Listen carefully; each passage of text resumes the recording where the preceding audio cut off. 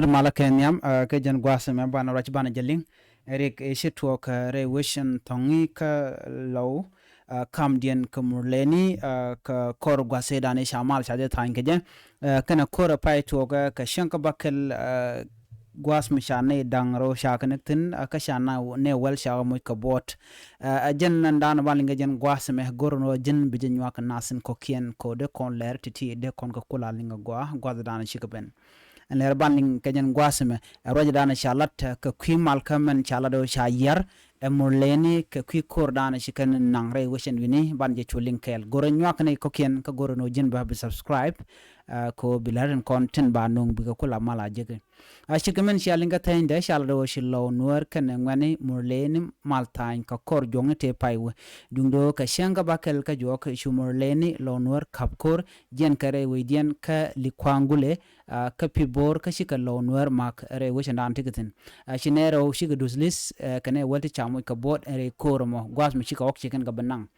sharo ma chajalat shalat no en men chalat jaba dakane male dan shatan ga kor gwase chi ko kor gwase dan chamal chaje tan nyos no china sikende longota kami nyenkan ko sha gorno de japa kana nuari de kan shuta kamal mishikana de la dak sharo ma chajalat ka gwase dan en male shatan chalat no bagat te shanang morleni ke jaba ba ka lojok kana hok dial te konde chicken kanang kano chicken asikin gabile na ke chicken ga chicken gabile mike bom chwara jama chaje kuin pin ka shumor len ba shu kana nok ba rajaran shalat lo nuer gwa se dane chara jama chaje latin aro jama point ka roade me lat ke je tiji UN tikitin laji United Nation kana neitin konde laji South Sudan kana cordial te bomba re wech ka South Sudan ko shikor shabile won yam kam japa kana nuere ka kwi koron kon lat karodian chala do no moba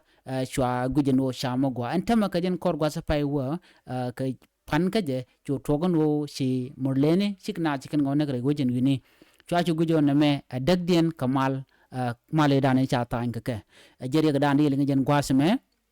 ngode telma shana lat ka dob dana baje kapchonga je dugno ngode shago je no bna roch kani de konti ka pibor ki ka bebor ko kannas kontin la quartin kontin right ke jabane men cha kula de longa ken ka gwas mi china ro ke chala do nene chikan la do kana san kon na kana chala do ke nei de tiene ki ke nyin ki ke nganatin tiene tin te ka runde tot wa kani den kontin la kora kap ka bugna biken konek